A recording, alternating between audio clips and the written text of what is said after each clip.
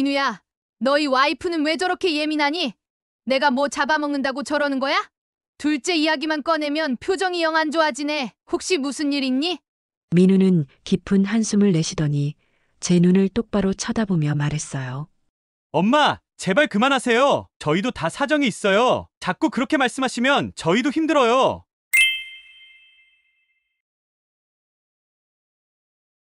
65해를 살면서 자식 농사만큼은 잘 지었다고 이만하면 성공한 인생이라고 자부하며 살았습니다. 반듯하게 자라 제 앞가림 잘하는 아들 민우, 그리고 그런 아들이 제 짝이라며 데려온 며느리 지영이. 처음엔 서먹했지만 그래도 살갑게 다가오려 노력하는 지영이를 보며 내심 우리 아들 장가 하나는 잘 보냈다 싶었지요. 손주 하준이가 태어났을 땐 세상을 다 얻은 듯 기뻤습니다. 그 아이 웃음소리가 집안에 가득할 때면 고단했던 세월의 시름도 눈 녹듯 사라지곤 했어요. 그랬던 제가 제 무심한 말 한마디가 얼마나 큰 파장을 불러올지, 제 삶에 어떤 먹구름을 들이울지 그때는 미처 몰랐습니다. 이 이야기는 저의 어리석었던 과거와 뒤늦은 깨달음, 그리고 서툴지만 진심을 다했던 화해의 과정을 담고 있습니다.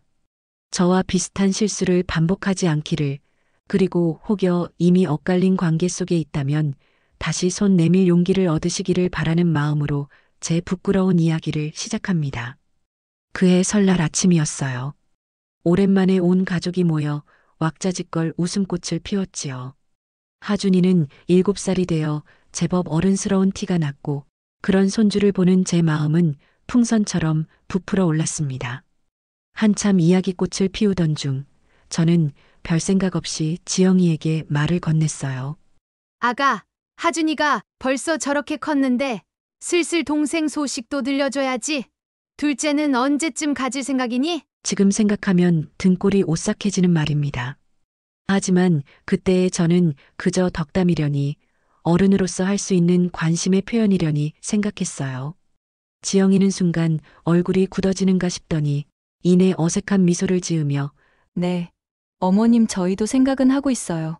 하고 얼버무리더군요. 그 표정의 의미를 그때는 전혀 알아채지 못했습니다.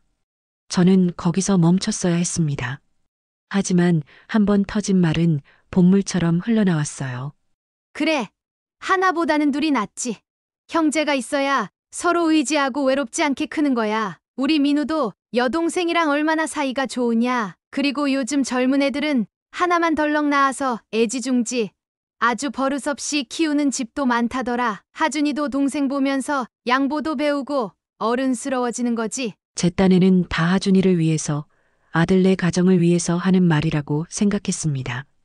하지만 지영이의 얼굴은 점점 더 어두워졌고 급기야 저 잠깐 바람 좀 쐬고 올게요. 하더니 자리를 피해버렸어요. 그때라도 아차 싶었어야 했는데 저는 오히려 서운한 마음이 들었습니다. 내가 뭐 틀린 말 했나? 다 너희 좋으라고 하는 소리인데 왜 저렇게 유난스럽게 구는 걸까? 결국 참지 못하고 아들 민우에게 볼멘 소리를 하고 말았습니다. 민우야, 너희 와이프는 왜 저렇게 예민하니? 내가 뭐 잡아먹는다고 저러는 거야? 둘째 이야기만 꺼내면 표정이 영 안 좋아지네. 혹시 무슨 일 있니? 민우는 깊은 한숨을 내쉬더니 제 눈을 똑바로 쳐다보며 말했어요. 엄마, 제발 그만하세요. 저희도 다 사정이 있어요. 자꾸 그렇게 말씀하시면 저희도 힘들어요. 아들의 단호한 말투에 저는 순간 말문이 막혔습니다. 사정? 무슨 사정이 있기에 저렇게까지 반응하는 걸까? 하지만 더는 묻지 못했어요. 민우 역시 지영이를 따라 자리를 떠버렸고 명절 분위기는 순식간에 싸늘하게 식어버렸습니다. 그날 이후 아들 내외의 연락이 거짓말처럼 뚝 끊겼습니다. 전화를 해도 받지 않았고 문자를 보내도 네, 어머니, 알겠습니다. 잘 지내시죠? 하는 단답형의 형식적인 답만 돌아왔어요. 주말마다 손주를 보여주러 오던 발길도 끊겼고 제 마음에는 시커먼 구멍이 뚫린 것처럼 허전함과 불안감이 차올랐습니다. 내가 뭘 그렇게 잘못한 걸까? 그저 손주 하나 더 보고 싶다는 마음이었는데 그게 그렇게 큰 죄란 말인가? 밤마다 잠 못 이루고 뒤척이며 혼자 소가리를 시작한 것이 벌써 석 달이 넘어가고 있었습니다.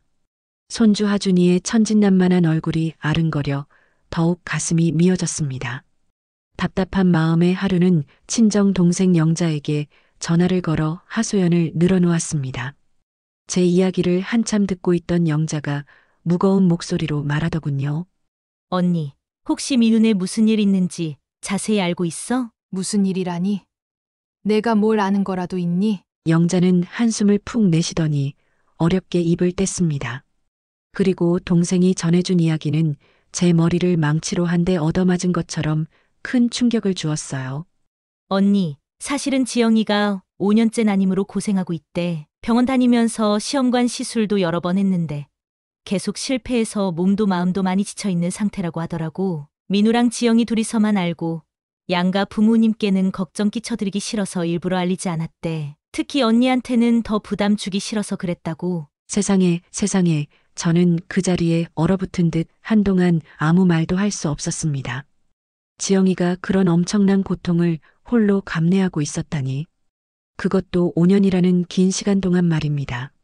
그런데 저는 그런 며느리의 속도 모르고 그저 철없이 둘째 타령만 해댔으니 제 무심했던 말들이 얼마나 날카로운 비수가 되어 지영이의 가슴에 꽂혔을까요?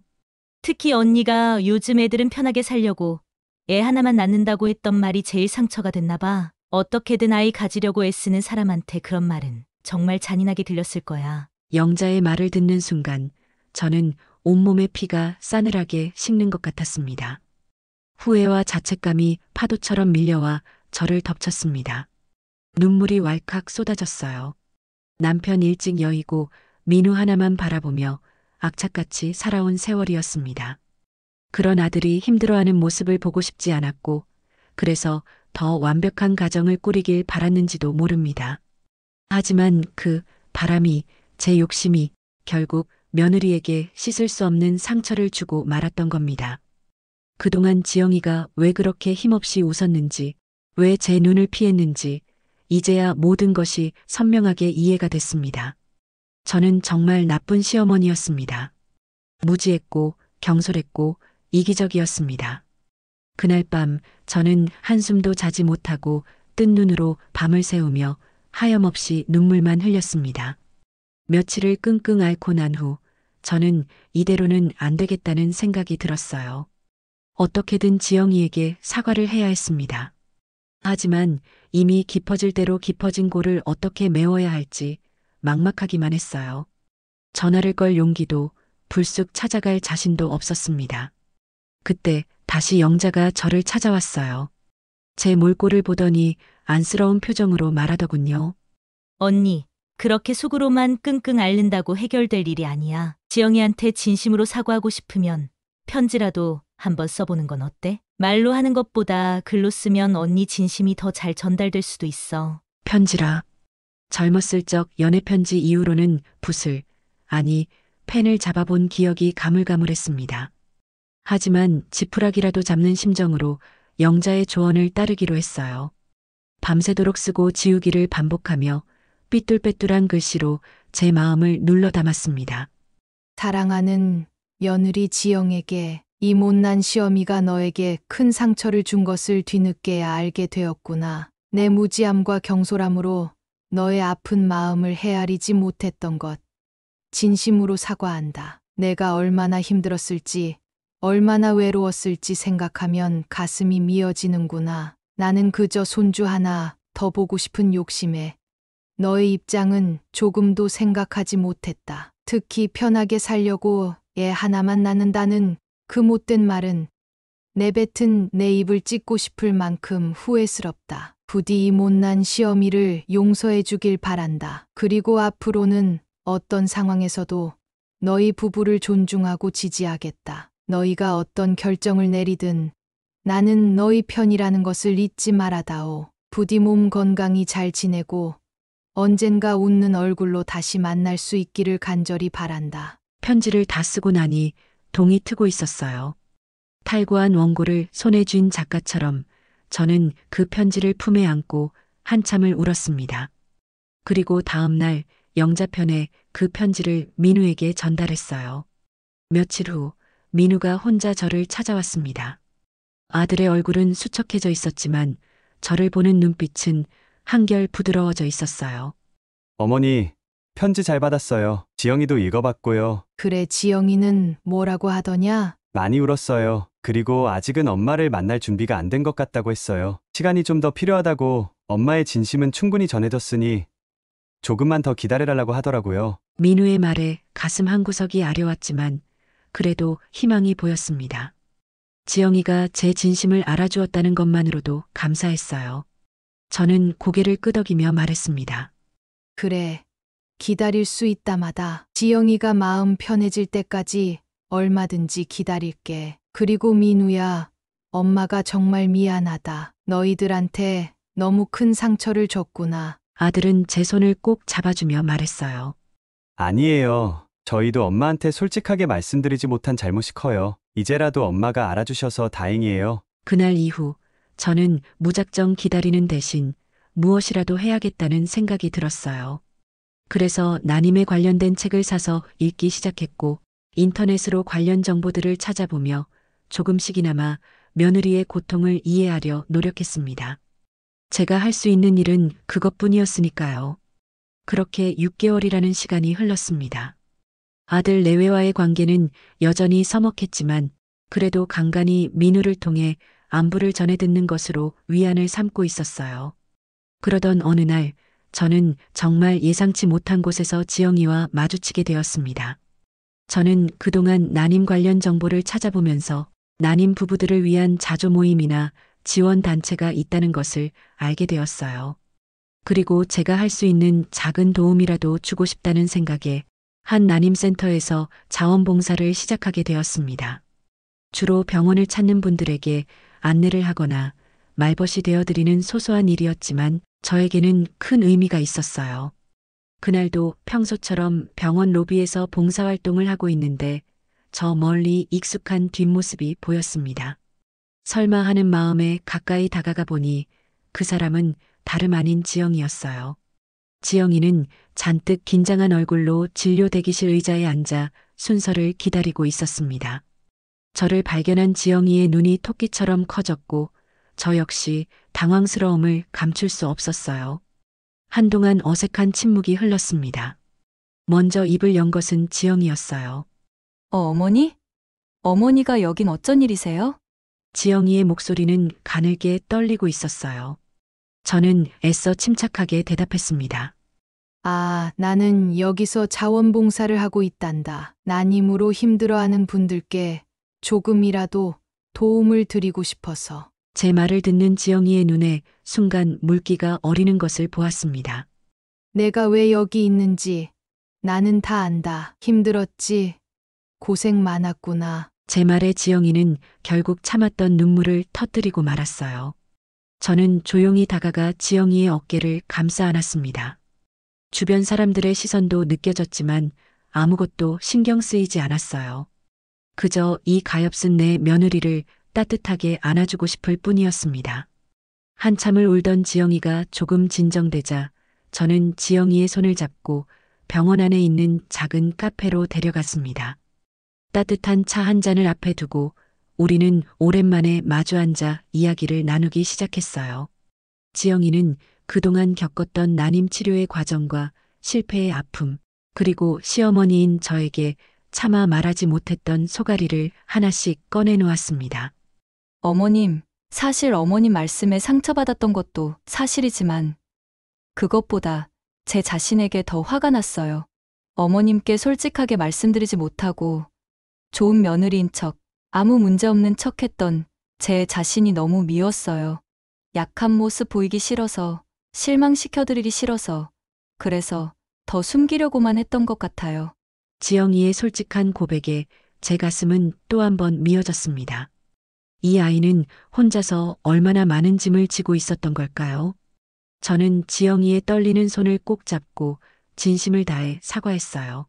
지영아, 내가 정말 미안하다. 내가 내 입장을 조금도 헤아리지 못했구나. 내가 얼마나 힘들었을지, 얼마나 외로웠을지, 엄마로서, 시어머니로서 내가 정말 많이 부족했다. 이제라도 내 마음을 알게 되어서 정말 다행이다. 제 사과에 지영이도 눈물을 글썽이며 대답했어요. 아니에요, 어머님. 저도 솔직하게 말씀드리지 못하고 어머님을 원망만 했던 제가 더 미숙했어요. 어머님이 먼저 이렇게 다가와 주셔서 정말 감사해요. 그 순간 우리 사이에 얼어붙었던 벽이 조금씩 허물어지는 것을 느꼈습니다. 저는 지영이에게 약속했어요. 지영아, 앞으로는 하준이 하나만으로도 우리 가족은 충분히 행복하다는 것을 내가 먼저 인정하마. 그리고 내가 어떤 선택을 하든 엄마는 무조건 내 편이다. 그러니 더는 혼자 힘들어하지 말고 언제든 나에게 이야기하렴. 내가 다 들어줄게. 제 말에 지영이는 처음으로 시어머니인 제 앞에서 난임 치료의 어려움과 두려움, 그리고 앞으로의 막막함에 대해 솔직하게 털어놓았습니다. 마치 오랫동안 막혔던 본물이 터진 것처럼 지영이의 이야기는 끝없이 이어졌고 저는 그저 묵묵히 고개를 끄덕이며 들어주었습니다. 그것만으로도 지영이에게는 큰 위로가 되는 듯했어요. 우리는 그날 병원 카페에서 해가 저물도록 많은 이야기를 나누었고 그동안 쌓였던 오해와 서운함도 눈 녹듯 사라지는 것을 느꼈습니다. 마치 긴 겨울이 지나고 드디어 따스한 봄이 찾아온 것 같았어요. 그로부터 1년 후 저희 집에서는 하준이의 8번째 생일 파티가 열렸습니다. 예전처럼 온 가족이 모여 웃음꽃을 피웠지만 분위기는 사뭇 달랐어요. 서로를 배려하고 존중하는 따뜻함이 가득했지요. 그날 민호와 지영이는 가족들 앞에서 조심스럽게 자신들의 결정을 이야기했습니다. 더 이상 난임 치료를 받지 않기로 했고 대신 입양을 고려하고 있다는 것이었어요. 모두가 숨죽이며 제 반응을 살폈지만 저는 미소를 지으며 지영이의 손을 꼭 잡아주었습니다. 그래.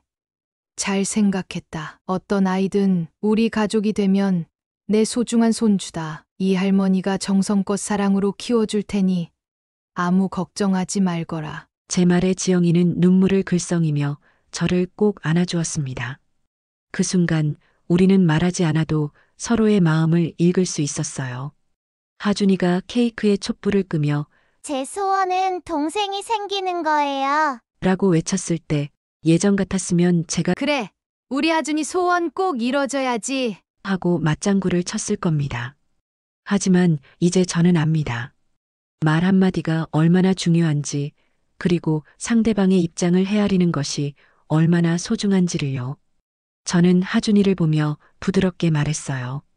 우리 하준이의 예쁜 소원이 꼭 이루어지길 할머니도 간절히 바랄게. 하지만 동생이 생기든 생기지 않든 지금 우리 가족은 하준이 덕분에 충분히 행복하단다. 하준이는 엄마 아빠에게 그리고 할머니에게 세상에서 가장 큰 선물이야. 제 말에 지영이는 감동한 얼굴로 저를 바라보며 말했습니다.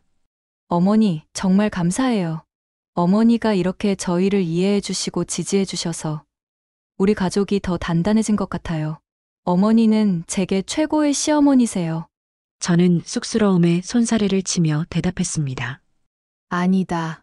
아가, 내가 너희들에게 배운 것이 더 많다. 말 한마디가 천냥 빚을 질 수도, 반대로 사람을 살릴 수도 있다는 것을 이제야 깨달았으니 말이다. 앞으로는 더 현명하고 지혜로운 시어머니, 그리고 할머니가 되도록 노력할게. 그날 우리 가족은 서로를 이해하고 존중하는 새로운 관계의 시작을 축복했습니다.